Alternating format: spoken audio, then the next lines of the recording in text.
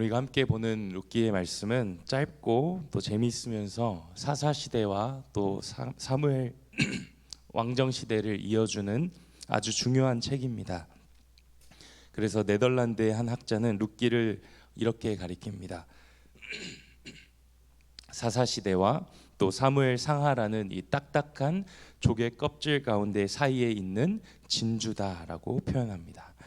룻기에 나오는 이 나오미의 삶이 텅 빈 나오미의 삶에서 절망적인 삶에서 또 희망으로 변화되는 그 모습이 마치 절망 가운데 있는 이스라엘 백성들이 다윗을 통하여서 풍성하게 채워지고 있는 모습과 닮아 있기 때문입니다. 룻기에 등장하는 그 많은 이름들이 있는데요. 그 이름들의 특징을 살펴보면 엘리멜렉은 나의 하나님은 왕이시다라는 이름의 뜻을 가지고 있고, 나오미는 나의 즐거운 자, 또 말론이라는 사람은 병든, 또 기륜이라는 사람은 약한 자라는 뜻으로 이 룻기의 등장 인물들이 각각의 이름의 뜻이 있습니다. 그래서 어떤 이들은 이런 등장 인물들을 보면서 룻기가 실제 이야기가 아니라 지어낸 이야기다라고 말하는 사람들도 있습니다. 그러나 이것은 사실이 아닙니다. 다윗의 족보 또 예수님의 족보에 보면은 누가 등장합니까? 룻이 등장합니다. 즉 룻은 역사적인 사건의 인물이고 실존했던 인물인 것을 우리가 살펴볼 수 있습니다. 그래서 오늘 우리가 룻기를 통하여서 룻의 그 이야기를 통하여서 하나님께서 어떻게 그의 백성들을 채우시는지, 또 그의 백성들이 어떻게 하나님의 말씀을 따라 살아가야 하는지를 우리가 함께 살펴보기 원합니다. 이 사사시대 가운데 유다 베들레헴이라는 지역에 오늘 엘리멜렉의 가족들이 등장합니다. 엘리멜렉과 그의 아내 나오미, 또 그의 두 아들 말론과 기륜, 이렇게 그들이 베들레헴 지역에서 살고 있었는데 어느 날 베들레헴에 흉년이 든 것입니다. 엘리멜렉의 가족들이 베들레헴을 떠나서 이제 모압 땅으로 이동하게 됩니다. 이 베들레헴이라는 지역의 이름 또한 문자적으로 빵집 혹은 곡간이라는 뜻입니다. 그러니까 빵집에 사는 이 사람들이 먹을 것이 없어서 모압으로 이동한다는 것, 이것이 너무나도 아이러니하고 또 우스운 이야기였다는 것이죠. 그러나 얼마 지나지 않아서 이 모압으로 이동했던 엘리멜렉의 가족에게 비극이 시작됩니다. 엘리멜렉이 죽게 되고 또 두 아들이 모압 여인과 결혼을 하게 되었는데 10년 동안 아들이 없다가 자식이 없다가 이 두 아들마저 말론과 기륜마저 죽게 되었다는 것입니다. 우리가 여기서 한 가지 조심히 해석해야 할 부분은 이들의 죽음이 도덕적인 행동으로 인한 죽음이 아니었다는 것입니다. 이들의 죽음을 그냥 도덕적인 어떤 상황으로 우리가 단정짓게 되는 것을 우리가 주의해야 합니다. 아비멜렉이 모압 땅으로 이동했기 때문에 하나님이 그를 죽이셨다. 혹은 이 두 아들이 모압 여인과 결혼했기 때문에 그들에게 아들을 주시지 않았고 그들을 죽이셨다라고 해석하는 것은 우리가 주의해야 할 해석이라는 것입니다. 실제로 우리의 삶에서도 이러한 해석들을 주의해야 합니다. 내가 이걸 안 했기 때문에 하나님이 나를 벌하시고, 내가 이걸 했기 때문에 하나님께서 나를 이렇게 주시고, 우리의 삶이 이처럼 그렇게 단순하지 않다는 것입니다. 때론 우리의 삶을 통하여서 우리가 무엇을 바라보게 됩니까? 때로는 악인들이 잘 되고 선한 사람들이 잘 되지 못하는 경우, 우리가 이러한 삶을 우리의 삶에서 날마다 경험하지 않습니까? 그렇다면 우리는 어디에 집중해야 하는 것일까요? 우리는 이 원인과 결과에 집중하기보다 성경은 무엇을 가리키냐? 아비멜렉과 그 두 아들의 죽음 가운데에 성경이 주목하고 있는 것은 바로 이것입니다. 3절 말씀입니다. 나오미의 남편 엘리멜렉이 죽고 나오미와 그의 두 아들이 남았으며, 5절 말씀입니다. 말론과 기륜 두 사람이 다 죽고 그 여인은 두 아들과 남편의 뒤에 남았더라. 성경이 강조하는 것은 바로 이것입니다. 남은 자들. 어떠한 비극 가운데서도 남은 자들은 그 삶을 이어서 살아가야 한다는 것입니다. 우리는 우리의 삶에 이해되지 않는 문제들과 고난이 찾아올 때 그것을 함부로 판단하기 마련입니다. 함부로 그것을 단정짓습니다. 더더욱이 다른 사람들의 삶에서 어떤 고통과 고난의 문제 가운데 빠져 있는 사람들을 우리는 그러한 시선으로 판단하게 됩니다. 그러나 우리는 그들을 판단해서는 안 됩니다. 우리가 해야 하는 것은 그 고난의 끝에 남겨져 있는 자들, 그 고난의 끝에 남겨져 있을 그들을 위로하고 그들이 다시 일어설 수 있도록 우리가 격려하고 도와주어야 한다는 것입니다. 어찌되었던 지금 나오미의 상황이 정말 큰 위기 가운데 빠져 있습니다. 먹을 양식이 없어서 먹기 위해 살기 위해 모압 땅 가운데 찾아왔는데 이제는 먹고 살 수 있는 양식도 없을 뿐더러 그 양식을 구할 남자조차 없었다는 것입니다. 고대 사회에서 남성의 역할이 얼마나 중요한지는 우리가 다 아실 것입니다. 남자 없는 가정이 먹고 살 수 있는 그 확률, 그 일은 너무나도 어려운 일이었습니다. 나오미는 이제 무엇을 해야 내가 먹고 살 수 있을까? 이제 어떻게 생계를 유지해야 할까?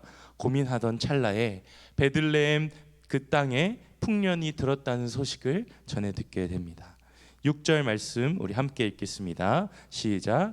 그 여인이 모압 지방에서 여호와께서 자기 백성을 돌보시사 그들에게 양식을 주셨다 함을 듣고 이에 두 며느리와 함께 일어나 모압 지방에서 돌아오려 하매. 나오미가 다시 베들레헴으로 돌아가면서 어떤 것을 듣습니까? 자기 백성을 버리시지 않는 하나님, 돌보시는 하나님께로 돌아가기로 결정하게 됩니다. 그렇습니다. 우리의 인생의 고난 가운데에 이해할 수 없는 아픔 가운데에 우리는 자기 백성을 돌보시는 하나님께 돌아가야 한다는 것입니다. 왜냐하면 하나님만이 우리의 그 아픔을 만지시고 하나님만이 우리의 소망 되시기 때문입니다. 다시 본문으로 돌아와서 이때 이제 나오미가 돌아가는데 문제는 이 두 며느리였습니다. 결혼했지만 자식이 없었고 아직 젊기에 재혼할 수 있는 이 두 며느리에게 나오미는 이렇게 이야기합니다. 에미야, 내가 이제 베들레헴으로 돌아가겠다. 너희는 자식도 없고 또 너희는 아직 젊으니까 너희는 재혼해서 행복하게 살아라. 두 며느리와 이별을 선언하자 이 며느리가 펑펑 울기 시작했습니다. 어머님, 우리가 어머님을 따라갈 것입니다.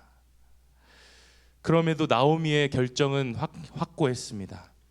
나에게 더 이상 아들이 없다. 설령 내가 오늘 아들을 낳는다 해도 그 아들을 너희가 기다릴 수 없지 않느냐. 나를 따라오려면 너의 평생에 남편 없을 각오를 하고 나를 따라와야 할 텐데 너희가 그것을 할 수 있을까? 이제 그만 너희는 돌아가라 이야기합니다. 두 며느리는 더 크게 울기 시작했습니다.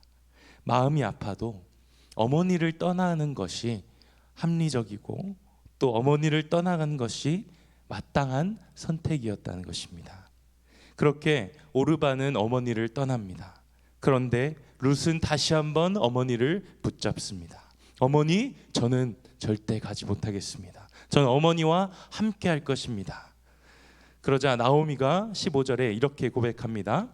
나오미가 또 이르되 보라, 내 동서는 그의 백성과 그의 신들에게로 돌아가나니 너도 너의 동서를 따라 돌아가라 하니. 나오미는 오르바가 그의 백성과 그의 신들에게로 돌아갔다고 말합니다. 그러면서 룻에게도 너도 너의 백성과 너의 신들에게로 돌아가라 말합니다. 조금 이상하지 않습니까? 나오미는 모압의 신에 대해서 언급한 적이 단 한 번도 없습니다.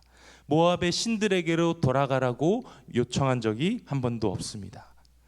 내가 아들이 없으니까 너희는 너희 어머니의 집으로 돌아가라. 너희 남편에게, 너희가 재혼해서 남편에게 돌아가라 말한 것이 끝입니다.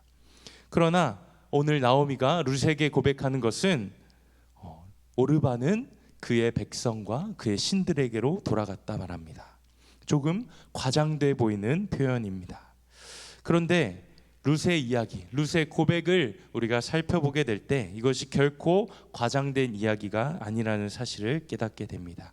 우리 오늘 본문 말씀 16절을 다시 한번 우리 같이 읽겠습니다. 시작. 룻이 이르되 내게 어머니를 떠나며 어머니를 따르지 말고 돌아가라 강건하지 마옵소서. 어머니께서 가시는 곳에 나도 가고 어머니께서 머무시는 곳에서 나도 머물겠나이다. 어머니의 백성이 나의 백성이 되고 어머니의 하나님이 나의 하나님이 되시리니. 룻이 시어머니를 따르지 않고 끝까지 따르기로 한 것, 룻이 시어머니를 떠나지 않고 시어머니를 끝까지 따르기로 한 것은 단순한 효심의 문제가 아니었다는 것입니다. 룻은 지금 모압의 백성을 떠나, 모압의 신들을 떠나 하나님에게 나아가기를, 하나님만 섬기기를 결단하고 있다는 것입니다. 하나님은 나오미를 치셨지만, 나오미를 치셔서 그에게 비극과 또 그의 모든 그의 집안의 남성들을 죽이셨지만, 룻은 분명히 하나님만이 유일하신 신이요 하나님만이 참되신 신이라는 사실을 깨닫게 된 것입니다. 그렇게 자신의 남은 모든 인생을 하나님께 맡기기를 소망하며 하나님만 따르겠다 오늘 고백하고 있습니다. 성도 여러분, 우리는 우리의 상황 앞에서 하나님을 발견하고자 합니다. 내 인생이 형통할 때, 내가 잘 나갈 때, 내 주변에 걱정거리들이 하나 둘씩 사라질 때 우리는 하나님이 나와 함께 하심을 고백합니다. 그러나 그 반대의 상황에서 어떠합니까? 내 인생이 풀리지 않고 근심, 걱정, 두려움이 몰려올 때, 안 좋은 일들이 계속해서 겹치게 될 때 우리가 그 힘든 상황 가운데서도 하나님이 나와 함께 하심을 고백하며 살아가십니까? 룻의 상황은 그러했습니다. 시집 오니 자식도 없고 남편도 죽고 이제 집안의 모든 남자가 죽어서 어머니는 자신들을 다 버리고 이제 고향으로 돌아가겠다 하는 그 졸지에 버려진 인생처럼 보이는 그의 인생 가운데 왜 우리 집안은 이 모양 이 꼴이냐? 하나님 도대체 나에게 왜 이러시냐? 하나님께 따져도 전혀 이상하지 않을 것 같은 그 상황 가운데서 룻은 하나님만을 따르기로 선택합니다. 시어머니를 통해 알게 된 하나님, 이제는 그 하나님이 나의 하나님이라는 사실을 고백하며 그 하나님의 약속 안에 거하기를 오늘 결단하고 있다는 것입니다. 때로는 우리의 인생 가운데 정말 앞이 보이지 않을 만큼 캄캄하고 또 긴 터널을 지나가야 할 때가 있습니다. 그러나 그 가운데서도 하나님이 우리와 함께하고 계시다는 사실을 기억하시기를 소망합니다. 오늘 하나님께서 이방인인 룻을 부르지 않습니까? 비록 엘리멜렉의 가족이 먹을 것이 없어서 그 모압 땅으로 가게 하셨지만 그 모압 가운데서 하나님께서 부르신 것은 무엇입니까? 남겨진 룻의 인생을 하나님께서 부르셨다는 것입니다. 하나님께서 그것을 선으로 바꾸사 룻을 구원하시고 그의 인생을 들어 쓰시기로 작정하십니다. 그의 인생을 들어서 나오미의 그 텅 빈 삶을 풍족하게 채우시고 이스라엘의 백성들의 삶을 채우시며 하나님의 구속 역사의 중요한 인물로 하나님께서 세우셨다는 것입니다. 우리의 인생이 룻과 같이 하나님께 결단하는 인생 되기를 소망합니다. 이유 모를 고난이 찾아온다 하더라도 남겨진 자로서 최선을 다하며 주어진 우리의 삶을 하나님께 맡겨드리는 우리의 삶이 되기 원합니다. 때로는 원망하는 것이 당연하고 불평하는 것이 당연한 우리의 삶 가운데, 우리의 상황 가운데서 우리가 다른 어떠한 것을 의지하지 않고 하나님만을 의지하기로 결단하는 우리의 삶이 되기를 소망합니다.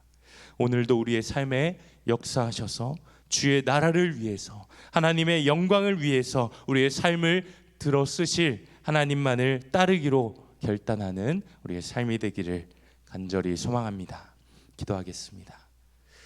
하나님 아버지 감사합니다.